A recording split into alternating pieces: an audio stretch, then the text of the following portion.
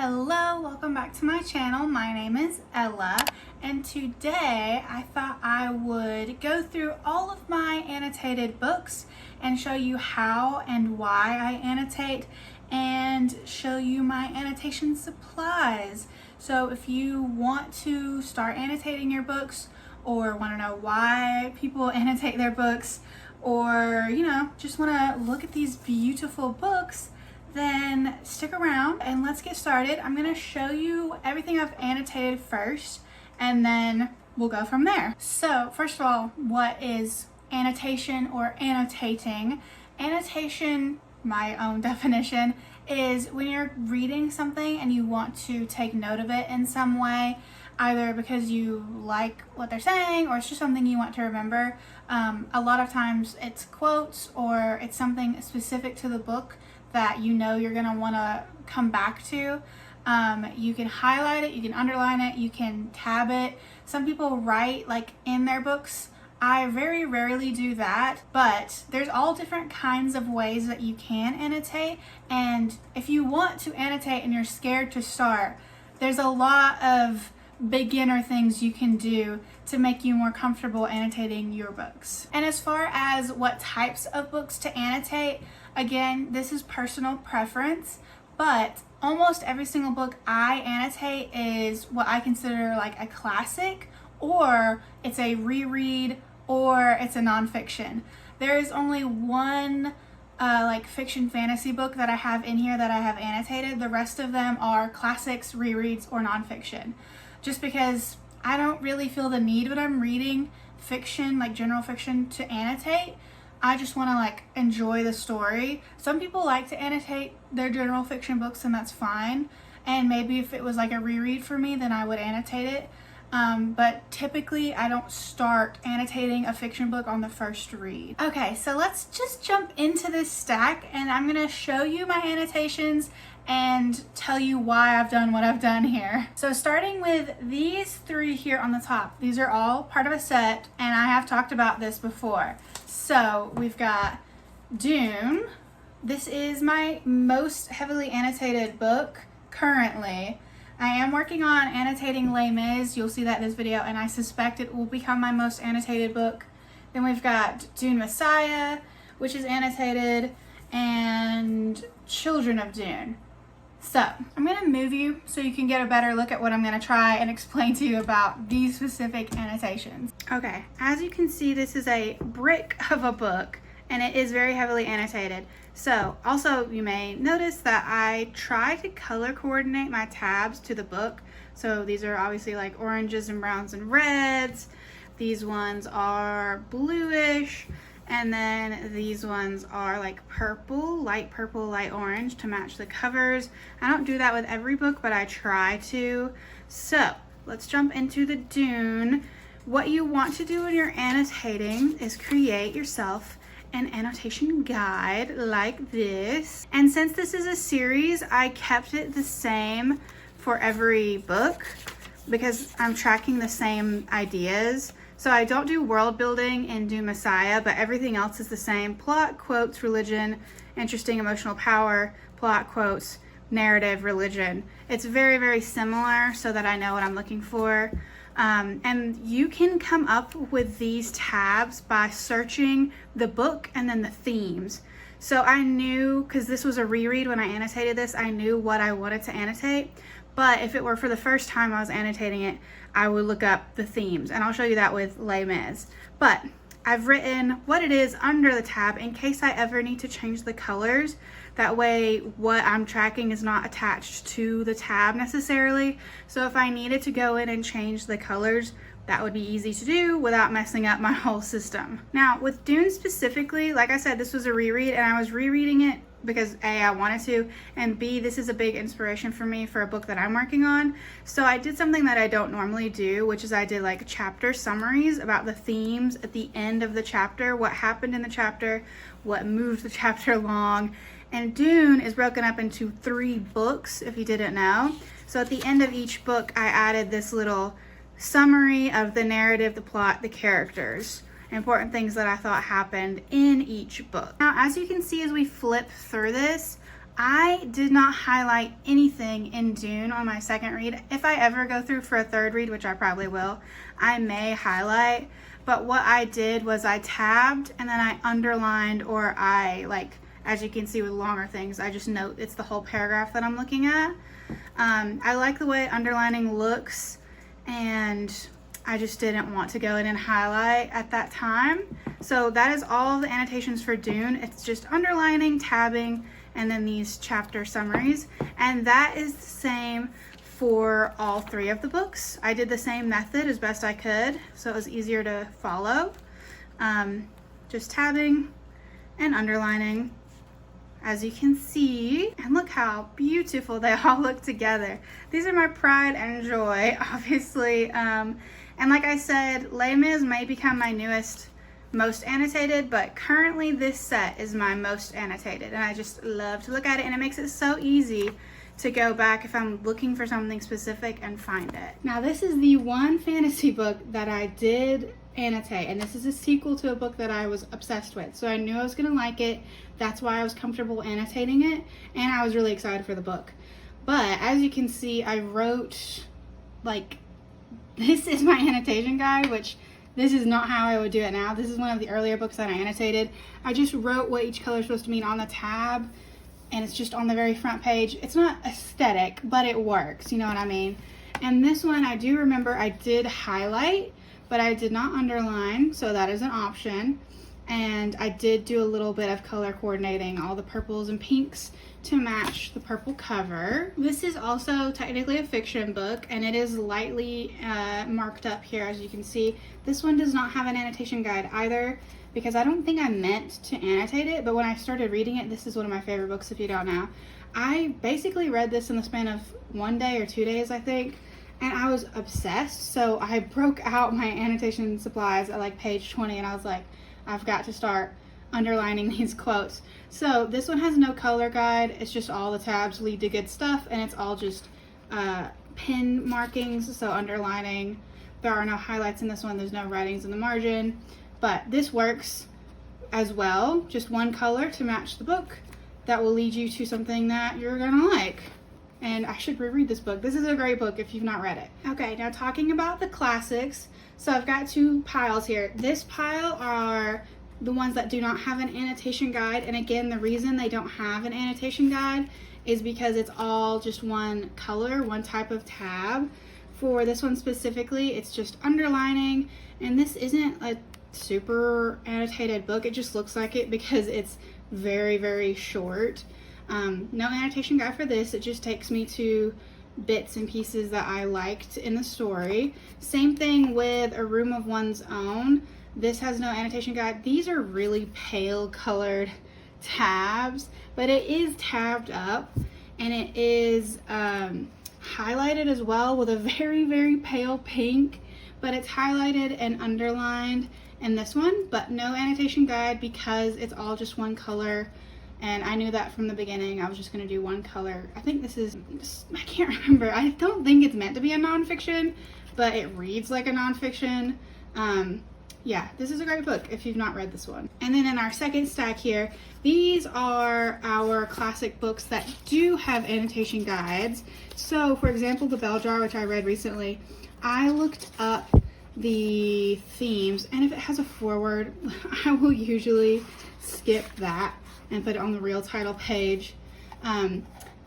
This feminist POV, this was a misleading. When you search up themes of The Bell Jar, people seem to think that it is a feminist book. I personally disagree with that assertion, but it still works. The pink tabs still lead to things that are like related to women, okay? But I got quotes, feminist POV, and then psyche. And then this one is one that I believe it is highlighted. Yes, it's underlined and highlighted. I think I also wrote in the margins somewhere in here once maybe about a specific quote. I can't remember where it is. But this one, like the others, just highlighted, underlined, and tabbed with a guide. Same thing for Dracula and To the Lighthouse. They have a guide. This one I remember is, I was trying to be aesthetic with this one. Let me find it. Yes, this one I was trying to be aesthetic and write these in cursive. Didn't come out great, but This is a very interesting book as well. This is just highlighted and underlined and tabbed. So nothing super duper special in this one either. But there's that. And then Dracula, pretty much the same thing. Now this one has different tabs. Like I said, it's book by book. It's what you want to search for. But I tabbed characters specifically. So Dracula, Renfield, Van Helsing, quotes, lore, location. And I need to reread this. I did not highlight. I remember that all I did was underline.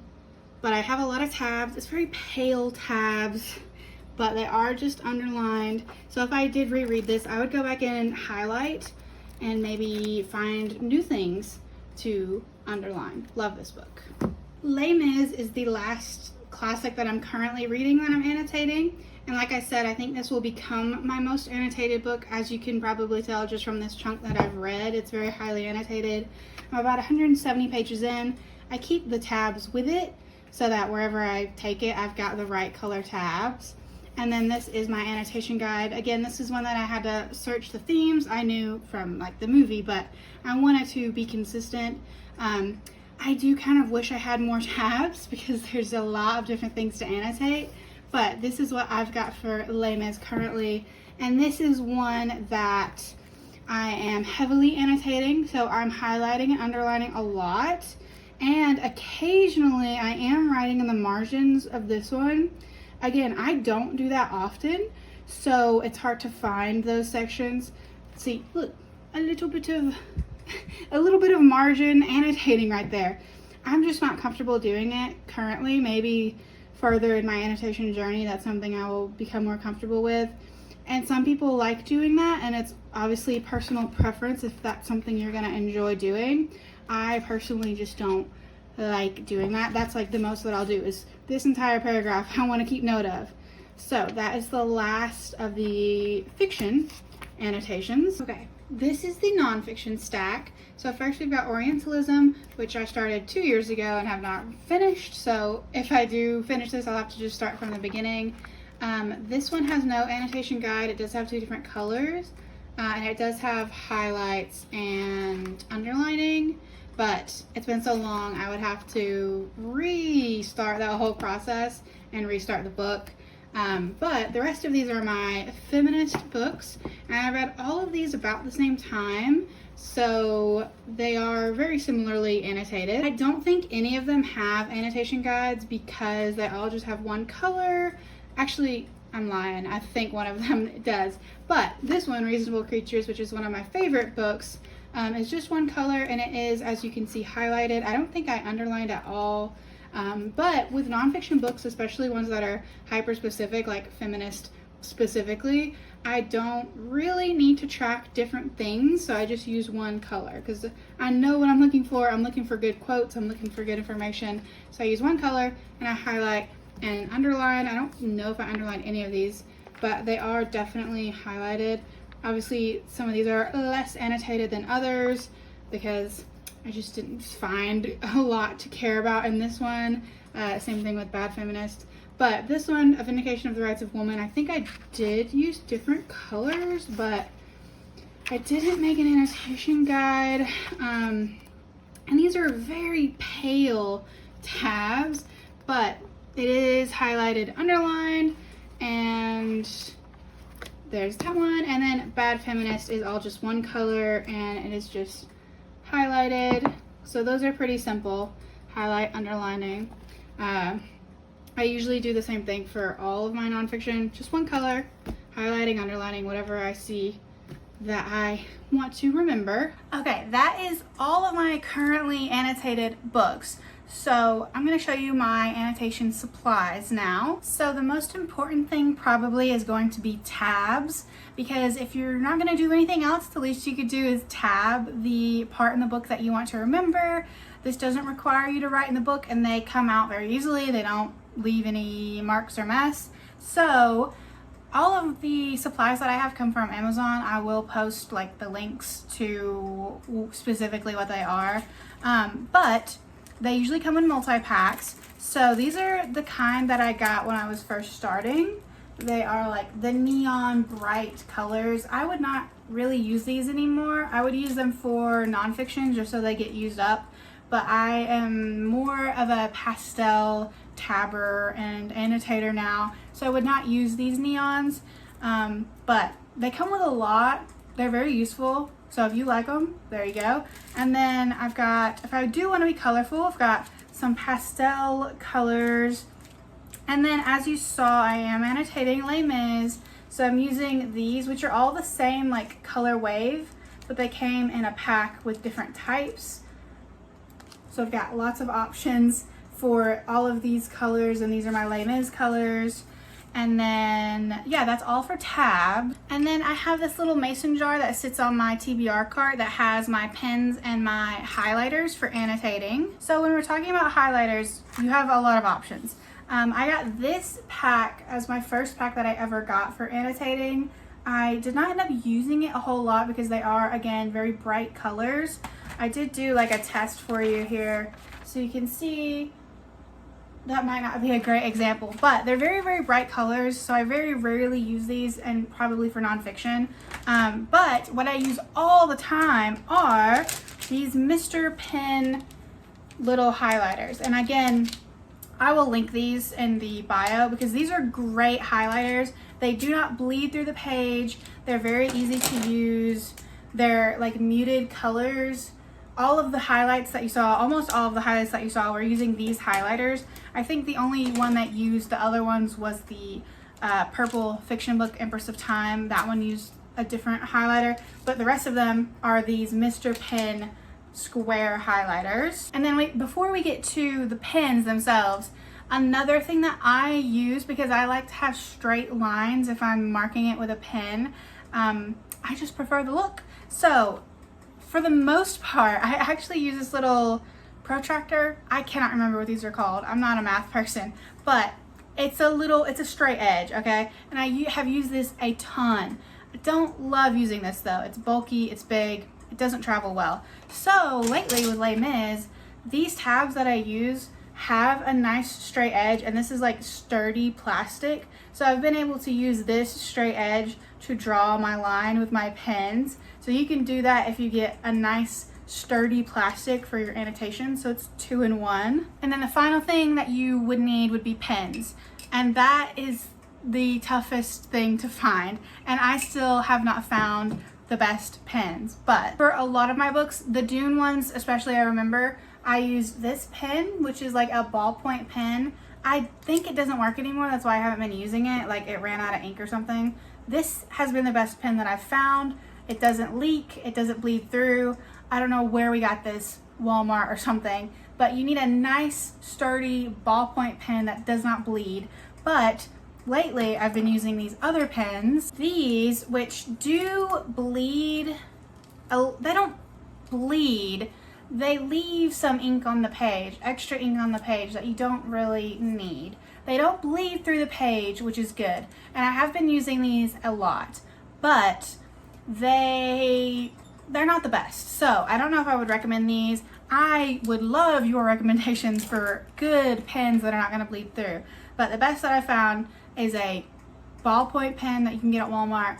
You don't want it to bleed through, you don't want it to be super inky, and you want it to dry fast, if not immediately, so that when you're turning the page, it doesn't smudge on the next page. And then like some other small things you could use, like in the Dune book that I showed you, I was using sticky notes. Like if you want to write in the book, but you don't want to write in the book, you can write it on a sticky note and then stick that in the book, because that's not gonna leave any marks. But I don't do that super often. Other than that, that is all of my annotation supplies that I use, and that would be a good starting kit for you. And that is going to be the end of this video. I hope that you enjoyed, and hopefully that was helpful for you if you want to start your annotation journey. Just don't be scared, jump right in, put a little tabs in there. You don't have to write, you don't have to highlight, just start with tabbing and see how that feels. And let me know what things you use if you're annotating, especially pens. I need better pens. And don't forget to like, comment, subscribe, and I will see you in the next video. Bye!